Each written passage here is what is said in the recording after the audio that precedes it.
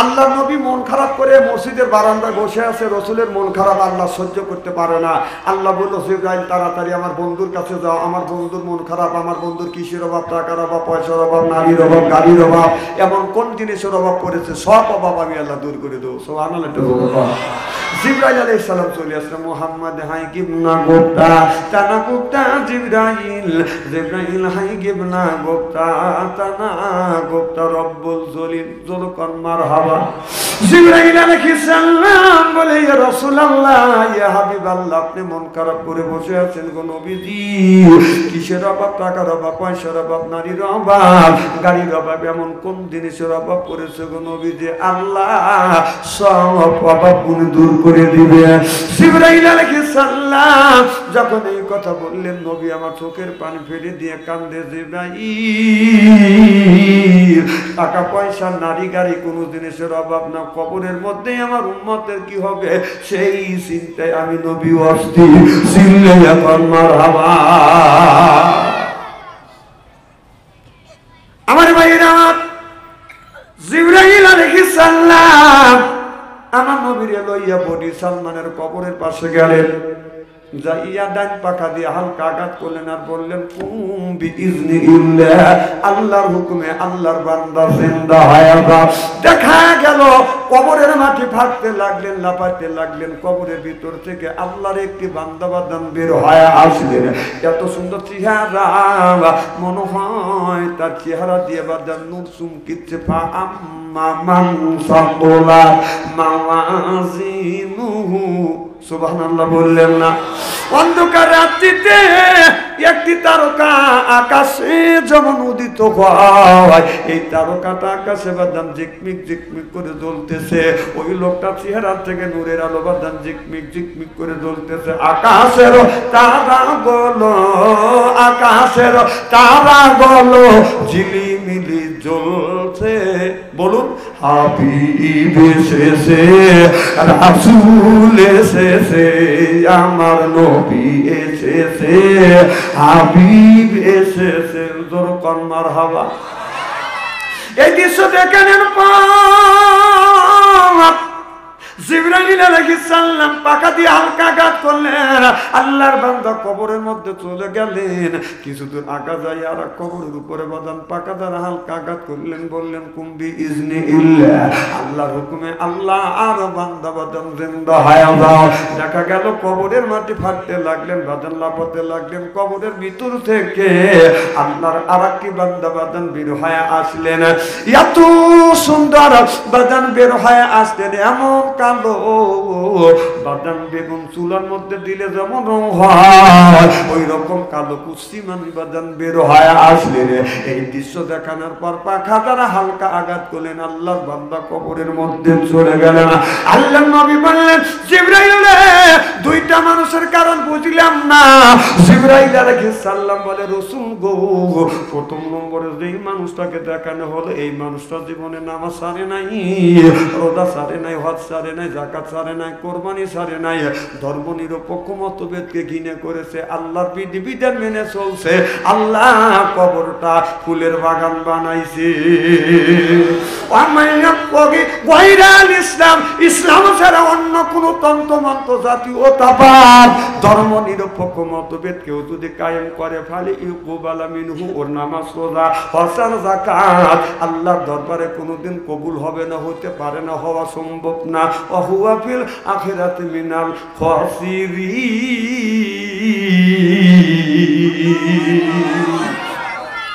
আল্লাহ ওই মানুষটা বিবাদের কাতারে দাঁড়াইবে। আমার ভাইয়ের, আমার আল্লাহর নবীকে বললেন, নবী গো, প্রথম নম্বরে এই মানুষটা আল্লাহর এই কাম করছে বিদায় আল্লাহ কবরটা ফুলের বাগান বানাইছে। আমার দুই নম্বরে যে মানুষটাকে দেখানো হলো, এই মানুষটা নামাজ পড়ে নাই, রোজা রাখে নাই, হজ করে নাই, যাকাত দেয় নাই, কোরবানি করে নাই, আল্লাহর বিধিবিধান মানে নাই বিধান আমার আল্লাহ ওর কবরের মধ্যে আগুন জ্বালা দিয়েছে। মৌতু কাউসির কুল্লু নাফসিন সাদিবু, মৌতু কাউসির কুল্লু নাফসিন সাদিবু, আল কবর বাইতিন কুল্লু নাফসিন দাখিলুন। হাদিস শরীফের মধ্যে দেখলাম, যেই ব্যক্তি নামাজ পড়বে না, আল্লাহর কবরের মধ্যে আগুনের বিষাক্ত সাপ দিবে। এই সাপটা ফজর নামাজ কাজা করার কারণে সাপটা ফজর থেকে জহর পর্যন্ত কামড়াবে। জহর নামাজ কাজা করার কারণে সাপটা জহর থেকে আসর পর্যন্ত কামড়াবে। আসর নামাজ কাজা করার কারণে সাপটা আসর থেকে মাগরিব পর্যন্ত কামড়াবে। মাগরিবে নামাজ কাজা করার কারণে সাপটা মাগরিব থেকে এসা পর্যন্ত কামড়াবে। কবি বলে কোনখানে ঘুরিয়া বেড়াও হীরার পাহাড়, সরে বেড়াই এই জগতে বিরিয়ার জানোয়ার, একা একা মুড়ের জ্বালায় হাজার বছর দায়, এমনি করে কান্দাইবে লাখো লাখো বার। আগুনের বিষাক্ত সাপ ওই মানুষের কবরের মধ্যে বাদাম যখন দেওয়া হবে একটা বার করে কামড় দিবে। কামড়ের যন্ত্রণা এক নয় দুই নয় 1000 বছর পর্যন্ত জ্বলতে থাকবে, পুড়তে থাকবে। তাহলে নামাজের দরকার আছে না বাদাম নাই? আল্লাহ কোরআন কারীমের মধ্যে 80 থেকে 82 জায়গা বললেন ওয়াকিমুস সালাহ, নামাজ কায়েম করো, অত উসাকা যাকাত আদায় করো, কুতিবা আলাইকুমুস সিয়াম, রমজান মাস আসলে রোজা রাখো। এই কথা কার? তাহলে নামাজের কথা 80 থেকে 82 জায়গা, তাই না মামা? জাকাতের কথা 30 জায়গা, কুতিবা আলাইকুমুস সিয়াম, রমজান মাসের রোজার কথা আল্লাহ 1 থেকে 2টি জায়গা ইঙ্গিতে রাখছে। তাহলে নামাজ ছেড়ে দিয়ে কিছু মানুষ রাখছে মাথায় বড় বড় জ্বর, এরপরে পরনে হলো সালার সরা, হাতে হলো বালা, গলায় হলো মালা। আমি হিসাব করে দেখলাম ওই লোকটা আর দিলেন শয়তানের শালা। নামাজ নাই, রোজা নাই, খালি বান্দারি গজল কায়া কয়। তাই খাসার ভিতরও আছেন পাখি, ঢুকলো কি পাবে? হাই হাই খাসার ভিতর আছেন পাখি, ঢুকলো কি পাবে? মুর্শিদকে খাওয়াইলে সালা পাখি কি খাবে? হাই হাই মুর্শিদ খালে মা কোন পাখির তো খাওয়া হইল না, মুর্শিদকে খাওয়াইলে সানা পাখি কি খাবে? ওদিকেও নাই আমার আসল পরিচয়, আমি মাহবুদের গোলাম। আমার আসল পরিচয়, আমি মাহবুদের গোলাম। মারহাবা কোন? জানের চাইতে ভালোবাসি আমি নবীকে, দয়া করে দিও দিদার মরণের আগে। নবী আমার সহেল সম্পদ, নবী মরিমান। আমার আসল পরিচয়, আমি মাহবুদের গোলাম। লা ইলাহা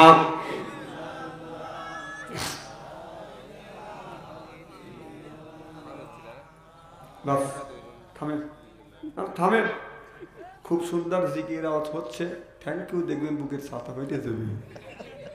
এতগুলো মানুষ যেভাবে ইল্লাল্লাহ ইল্লাল্লাহ জিকির করতেছেন, শক্তিপুর পেঁয়াজপাড়ার 3 জন মহিলা যদি সরকার করে আকুর দোকান থেকে শোনা দেবে।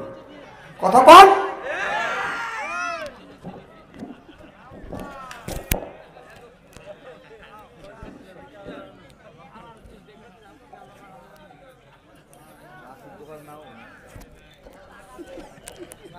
না না, আকুর দোকানে অনেক মানুষ বসে আছে, বাইক কয়ে আছে যে আমি তো সভা সঙ্গের গেলাম, ও কোন সবাই দোকে নাই কে, ও আকুর দোকান গরম করতেছে। কথা কন। আর আকু খুশি হয়েছে যে আমার দোকানে এনে রয়েছে, ও পাওয়ার মানে টিভির ভলিউম খুলে দিয়ে মানে সেই আপনার ওই 12তে ছবি দিছে। এজন্যও আকুর আল্লাহর কাছে জবাব দিতে হবে। কথা বল। মানে হক কথা বাচ্চাদের কাউরে ছেড়ে না। জিকির করুন লা ইলাহা লা ইলাহা। এই কলে মার বান্ধবেলা, হায় কাজে লাগবে মরণ বেলা। এই কলে মার রৌশনীতে কবর হবে তোমার উজালা। লা ইলাহা লা ইলাহা। আসিয়া বলে ও গো স্বামী, আমি তোমার অর্ধঙ্গিনী, তোমার আমার সৃষ্টিকর্তা গাতারে কেন মানো না। লা ইলাহা লা ইলাহা।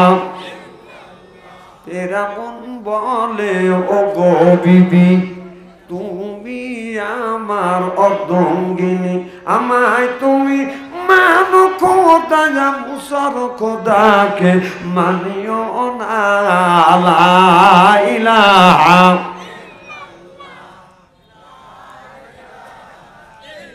লা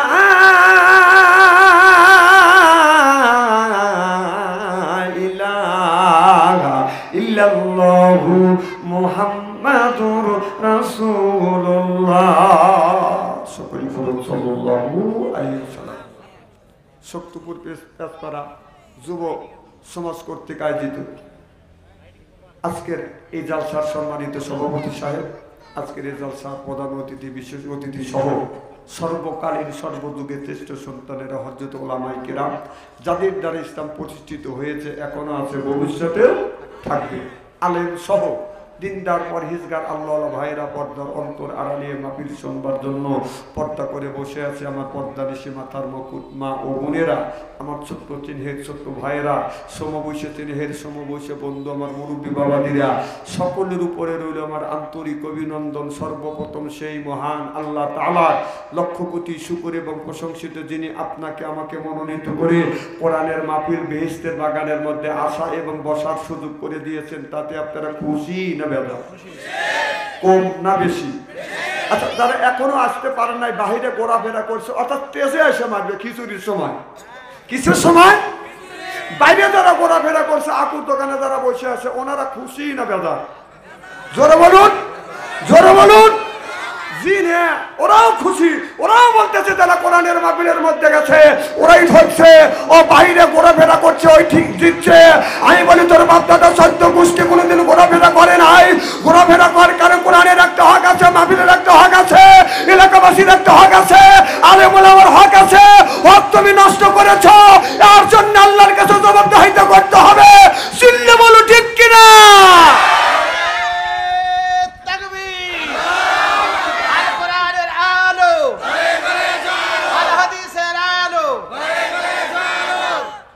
ওদের চাইতে আল্লাহ লক্ষ লক্ষ কোটি কোটি গুণ দয়া করে মায়া করে কোরআনের মাহফিল বেহেশতের বাগানের মধ্যে আসা এবং বসার সুযোগ করে দিয়েছেন। তাতে আপনারা খুশি না বেজা? কম না বেশি? বেশি যদি হয় সমস্যার উচ্চ কণ্ঠে বলুন, আপু জানি শুনতে পারে, বলেন আলহামদুলিল্লাহ। ওদের চাইতে আল্লাহ লক্ষ লক্ষ কোটি কোটি গুণ দয়া করে মায়া করে আমরা এমন একজন নবীর উম্মত হতে পেরেছি, এই নবী উম্মতের ব্যাপারে হা বললে হালাল হতো, না বললে হারাম হতো, পা ফেললে আরশে আজিমে যাইতো। সুবহানাল্লাহ, একটু জোরে বল। সেই নবীর উম্মত, আমার নবীটা, আমার মর্যাদা আমাদের চাইতে একেবারেই কিন্তু কম না। এই নবীর উম্মতকে যদি আল্লাহ দোজখে দেয়, নবী আমার শাহাদাত আঙ্গুল ইশারা করে বলবে, ইয়া আল্লাহ, তোমার যে এই বান্দাকে জাহান্নামে দিচ্ছ, তোমার এই বান্দা হলো আমার দলের লোক, আমার দলের কর্মী।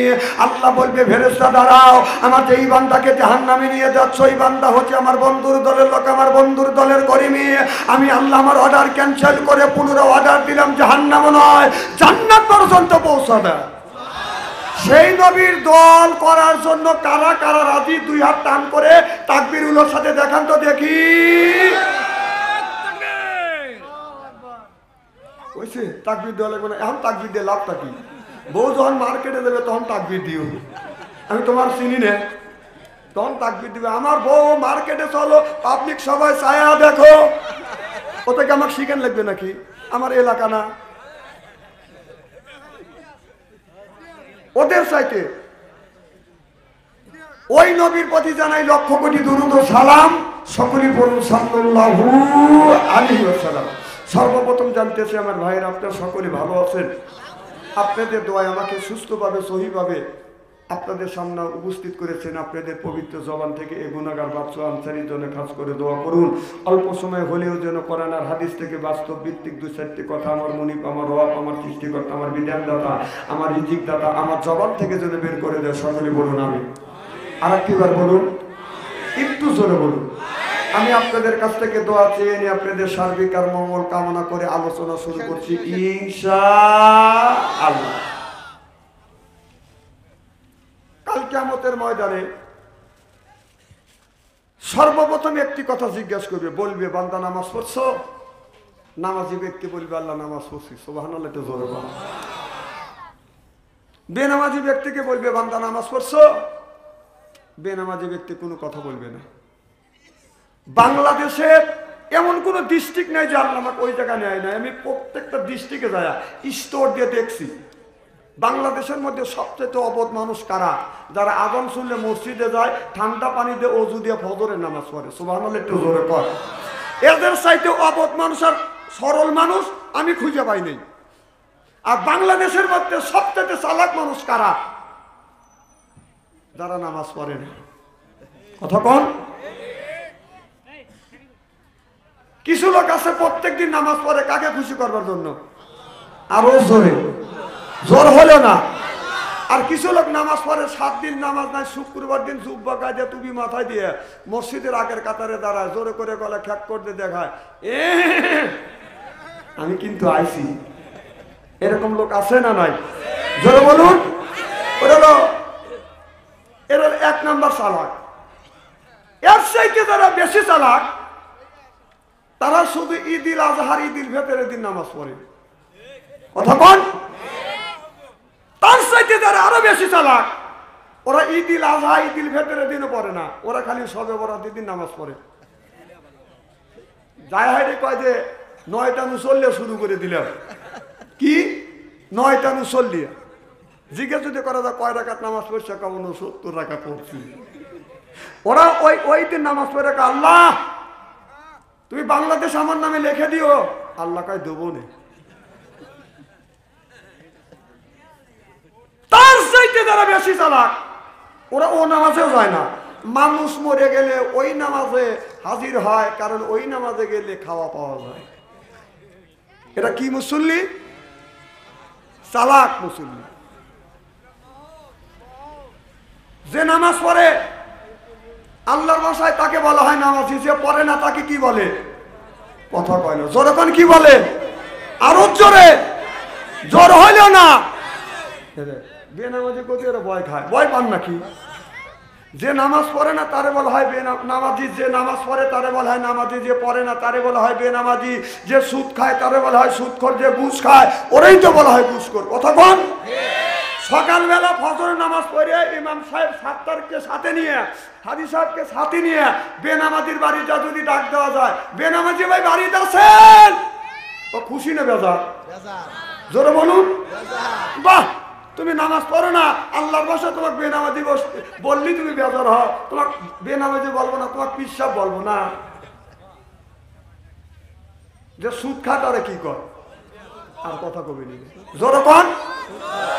যে সুদ খায় তারে খায় সুদখোর, যে ঘুষ খায় তারে বলা ঘুষখোর। সকালবেলা ফজরের নামাজ পড়ে 7টার মাওলানা হাজি সাহেবকে সাথে নিয়ে, আপনাদের মধ্যমের সাথে নিয়ে সুদখোরের বাড়িতে যদি ডাক দেওয়া যায়, সুদখোর ভাই বাড়িতে আছে, ও খুশি না বেজার? আরে খালি ও বেজার না, ওর বই জাতা নিয়ে আসবে, আমার স্বামী সুদ খাই না গু খাই, তার তোর কি?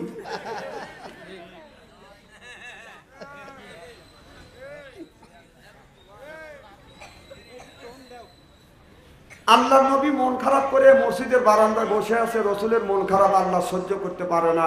আল্লাহ বলল, জিবরাইল তাড়াতাড়ি আমার বন্ধুর কাছে যাও। আমার বন্ধুর মন খারাপ। আমার বন্ধুর কিসের অভাব? টাকার অভাব, পয়সার অভাব, নারীর অভাব, গাড়ির অভাব, এমন কোন জিনিসের অভাব পড়েছে, সব অভাব আমি আল্লাহ দূর করে দেবো। সুবহানাল্লাহ।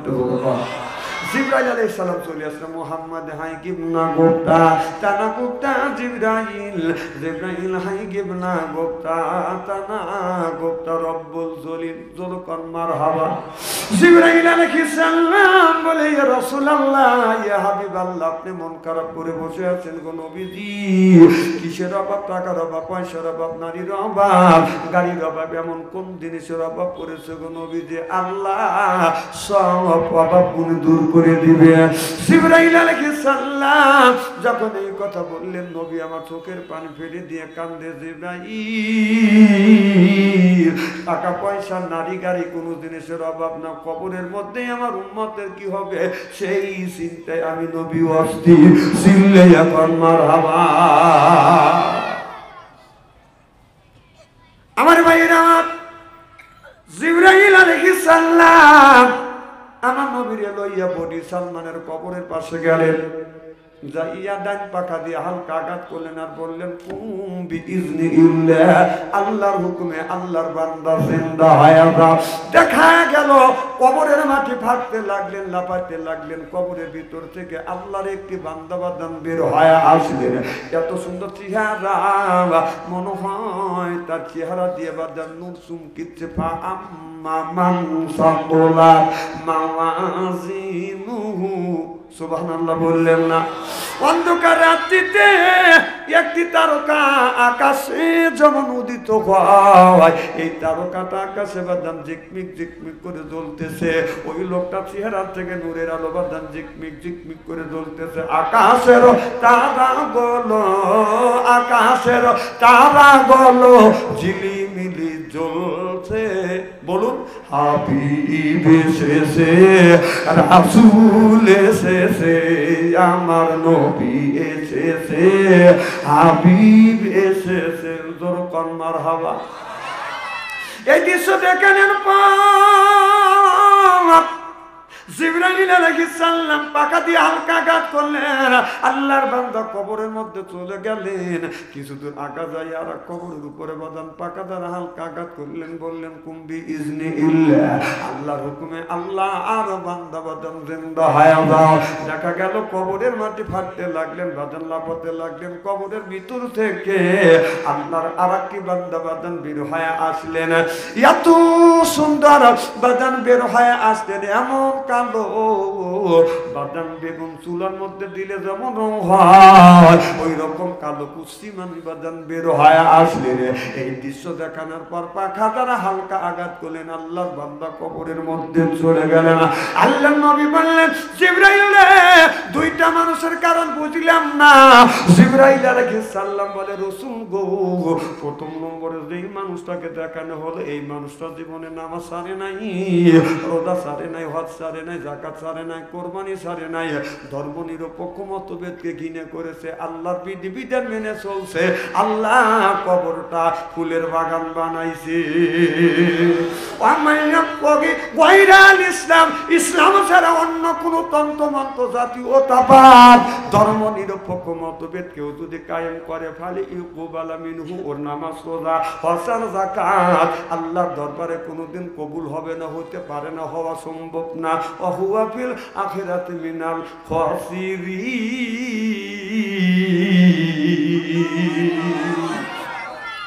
আল্লাহর আদালত ওই মানুষটা বিবাদের কাতারে দাঁড়াইবে। আমার ভাইরা আমার, আল্লাহর নবীকে বললেন, নবী গো, প্রথম নম্বরে এই মানুষটা আল্লাহর এই কাম করছে বিদায় আল্লাহ কবরটা ফুলের বাগান বানাইছে। আমার দুই নম্বরে যে এই মানুষটাকে দেখানো হলো, এই মানুষটা নামাজ পড়ে নাই, রোজা রাখে নাই, হজ করে নাই, যাকাত দেয় নাই, কোরবানি করে নাই, আল্লাহর বিধিবিধান মানে নাই বিদায় আমার আল্লাহ ওর কবরের মধ্যে আগুন জ্বালা দিয়েছে। মৌত কাউসিন কুল্লু নাফসিন সাদিবু, মৌত কাউসিন কুল্লু নাফসিন সাদিবু, আল কবর বাইতিন কুল্লু নাফসিন দাখিলুন। হাদিস শরীফের মধ্যে দেখলাম, যেই ব্যক্তি নামাজ পড়বে না, আল্লাহর কবরের মধ্যে আগুনের বিষাক্ত সাপ দিবে। এই সাপটা ফজর নামাজ কাজা করার কারণে সাতটা ফজর থেকে জহর পর্যন্ত কামড়াবে। জহর নামাজ কাজা করার কারণে সাতটা জহর থেকে আসর পর্যন্ত কামড়াবে। আসর নামাজ কাজা করার কারণে সাতটা আসর থেকে মাগরিব পর্যন্ত কামড়াবে।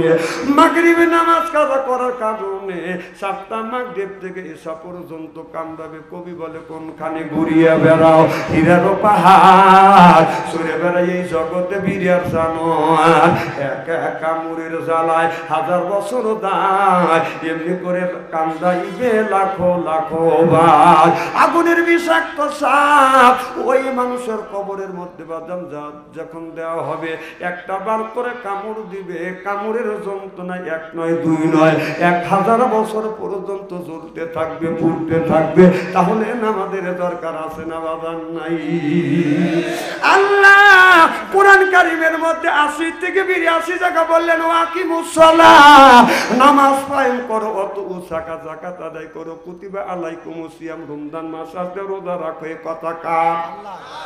তাহলে নামাজের কথা 80 থেকে 82 জায়গা, তাই না মামা? জাকাতের কথা 30 জায়গা। কুতিবা আলাইকুমুস সিয়াম, রমজান মাসের রোজার কথা আল্লাহ 1 থেকে 2টি জায়গা ইঙ্গিতে রাখছে। তাহলে নামাজ ছাড়া দিয়া কিছু মানুষ রাখছে মাথায় বড় বড় জ্বর, এরপরে পরনে হলো সালার সরা, হাতে হলো বালা, গলায় হলো মালা। আমি হিসাব করে দেখলাম ওই লোকটা অরিজিনাল শয়তানের শালা। নামাজ নাই, রোজা নাই, খালি বাংলারি গজল কায়া কয়। তার খাসার ভিতরও আছেন পাখি, ঢুকলো কি পাবে? হাই হাই, খাসার ভিতর আছেন পাখি, ঢুকলো কি পাবে? মুর্শিদকে খাওয়াইলে সালা পাখি কি খাবে? হাই হাই, মুর্শিদ খালে মা কোন সানা, পাখির তো খাওয়া হইল না। মুর্শিদকে খাওয়াইলে সানা পাখি কি খাবে? পাখি গু খাবে, তা তোর কি কথা বল না কে? এই পাখি চাই নামাজ পড়, পাখি চাই রোজা কর, পাখি চাই হজ কর, পাখি চাই জিকির সুবহানাল্লাহ বললেন না? নামাজ নাই, রোজা নাই, বান্দারি বাদান বদমাইশের বাদান জায়গা পাও না। এর মানে হলো ইন্না সলাতা তানহা আনিল ফাহশাই ওয়াল মুনকার। নামাজ পড়লে অন্যায় অশ্লীল কাজ থেকে এই মানুষটাকে আল্লাহ বাদান ফিরে আনে। চিল্লাইয়া পান মারহাবা।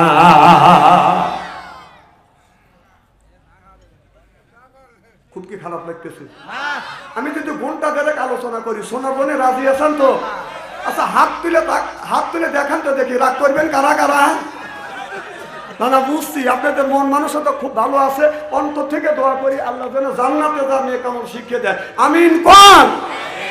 একটা তাকবীর দেন তো দেখি, আকুর চাষটার লোক একটু চুমকে উঠুক যে এখানে আমরা মানুষ আছি। রেডি?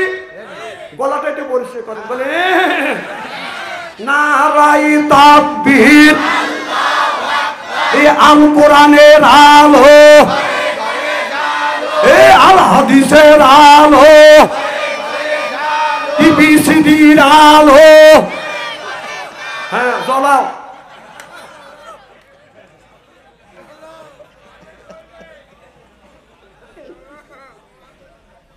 আপনারা মনে করেন না তো বাদশাহ আনসারী একটা মাহফিল রাখে করে আসছে, ওয়াজ মোটা পুরো থুয়েছে। কত সস্তা না, ওয়াজ কেবল শুরু করলাম, উঠছে আজকে বাদশার মনে, আর ছাড়িয়েও দিতে পারি, নাও পারি। আমার ভাইরা আমার, ভালো করে লক্ষ্য করে শুনুন। তাহলে আল্লাহ কোরআন কারিমের মধ্যে 80 থেকে 82 জায়গা বললে আকিমুস সালাত, নামাজ কায়েম করো, অত যাকাত আদায় করো, কুতিবা আলাইকুমুস সিয়াম, রমজান মাস আসলে রোজা রাখো, সুবহানাল্লাহ বললেন না? তাহলে নামাজে আপনি পড়বেন, নামাজ পড়ার একটা শর্ত আছে। আল্লাহ বললেন কুলু মিন তাইয়্যিবাতুমা রাযাকনাকুম, আগে হালাল খাও, এরপর ইবাদত করো। আমার আল্লাহর আয়াত আছে না মামা? তাহলে আল্লাহ বললেন কুলু মিন তাইয়্যিবাতুন, আগে কুলু মিন তাইয়্যিবাতুমা রাযাকনাকুম, আগে হালাল খাও, এরপরে ইবাদত করো, সুবহানাল্লাহ বললেন না? তাহলে হালাল, যে আল্লাহ হালাল খাবারের কথা বললো, হালাল তোমরা খাও।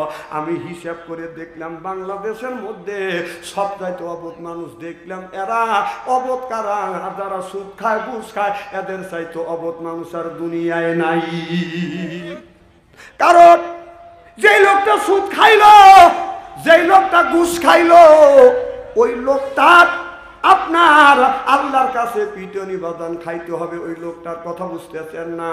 কিন্তু আপনার সুদ খাইলো, ঘুষ খাইলো, এই ঘুষের টাকা আপনার বউও খাইলো, ছেলেও খাইলো, মেয়েও খাইলো। পেটন খাবার সময় লোকটা একা খাবে, কিন্তু আর ওই টাকা পয়সা অর্থ সম্পদ আছে সব মানুষ ভাগাভাগি করে খাবে, আর পেটন খাবে একা। যে লোকটা একা পেটন খাইয়া সব মানুষকে বাঁচাইতে চায়, এর চাইতে অবত মানুষ আল্লাহর জমিনে হয় না। ঠিক এরা কয় ঠিক। হ্যাঁ, যে সুদ ঘুষ খাবে, পেট লোকাল ঠিক মতো খাবে, ওর বক যদি বলা যায় যে, ওর বক যদি বলা যায় যে আমি যে সুদ ঘুষ খাচ্ছি, চুরি ডাকাতি করে আনতেছি, কবরের মধ্যে যে আল্লাহ গুতনি দিবে, এই গুতনি বাকি তুমি নিবে, বললাম আমি কে গুতনি নিবে যাবো? কথা কোন? মানে একজন সুদ ঘুষ খায়, দুই ভাই, আর একজন নামাজ কালাম পড়ে। আর এক ভাই কয়ে নামাজ কালাম পড়ে করলি কি? একবেলা খায়া দিন যায়, আর একবেলা খায়া দিন যায় না। আর দেখ আমি যে লাভের লাভ, লাভের লাভ, কথা বুঝতেছেন না? আমি সুখে থাকি। বললো ভাই মরে গেলে কেউ তোমার আপন হবে না। কয় না, মরে গেলে আমার আপন হবে। কয় যে আপন যে হবে না তোর প্রমাণ করতে পারবি? তা অবশ্যই প্রমাণ করতে পারবো। যে কিভাবে? কয় তুমি পেট দইয়ে সবার সামনে যায় সিটা পরে দেবে, মরার ভান ধরে থাকবে, বাকি কাজ আমি করব। কি করব? বাকি কাজ আমি করব। এখন বাড়ির মধ্যে যায় কাঁদতেছে, চিকুর দিয়ে কাঁদে উঠছি। দেখেন না যে রমজান আসে, এখন চাষতলে হঠাৎ করে ঢুকছি, ঢুকে দেয় যে একজন এই খাইতেছে, সিগারেট খাইতেছে আর চা খাইতেছে। কোনো রোজার মাসে তুমি এই কাম করছে, আর সাথে সাথে পেট ধরে কাকে উঠে মারে, হুজুর রে, ইস পেটের ব্যথা হুজুর। দেখেন কি সিটের সিটের, আন্তর্জাতিক সিটের দেখছেন না? কথা কি আমি অবাস্তব বলতেছি নাকি? আচ্ছা, তো এখন ওই লোকটা কি করছে? ওই লোকটা আপনার পেট ধরে বলতেছে আমি মরে গেলাম, মরে গেলাম, মরে গেলাম, পেটের ব্যথা ওঠে, এই মরে যা আর নাই শেষ। এখন বলতেছে কবিরাজ নিয়ে এসো। কয় কবিরাজের কাজ হবে না। কবিরাজের সাথে পরামর্শ করছে, ডাক্তারের সাথে পরামর্শ করে কয় না, এই রুগী বাঁচানো সম্ভব না। এখন ছেলের বাপ বলতেছে যে তুমি যে হুজুরা কি করলে, তুমি একটু সারা ফেঁকা দিয়ে বাঁচাও। তখন ও আতাকুতো করে বলতেছে যে আমি বাঁচাইতে পারি, শর্ত আছে। যে কি কয় তুমি আগে বাঁচাও। তখন ও সুমন্ত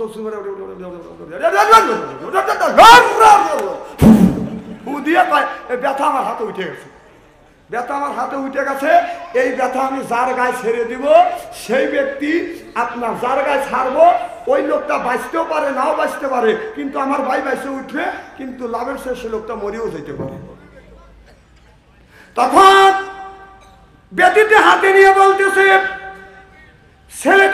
ছেলেকে বলতেছে বাবা তোমার বাবার ব্যথা আমার হাতের মধ্যে আমি তুলে আনছি, এখন তোমার আব্বা বাঁচে যাবে। এই ব্যথাটা আমি যদি তোমার কাছে ছেড়ে দেই, তোমার আব্বা বাঁচে যাবে, আর তুমি বাঁচতেও পারো, মরতেও পারো, তবে মরার সম্ভাবনা বেশি আছে। ছেড়ে দেই, তোমার আব্বা বাঁচবে। ছেলে তখন বলতেছে আব্বা মরছে, মরি যাও নতুন করে, আর আমি মরতে চাই না। ছোট ছেলেকে বলতেছে তোমার বড় ভাই তোমার বাবার বাদ নিল না, তুমি বাবা বাবা বলে কাঁদতেছে। যে ব্যথাটা আমার হাতে উঠছে, এই ব্যথাটা এখন তোমার আব্বা বেঁচে যাবে। এই ব্যথাটা যদি তোমার শরীরে আমি ছাড়িয়ে দিই, তাহলে তোমার আব্বা বাঁচবে, তবে তুমি বাঁচতেও পারে, মরতেও পারো, কিন্তু তোমার মৃত্যুর সম্ভাবনা বেশি আছে। এবার ছোট ভাই বলে বড় ভাই আগে জন্ম নিচ্ছে, সে এই মরণের ভাগ নিল না, আমি কেন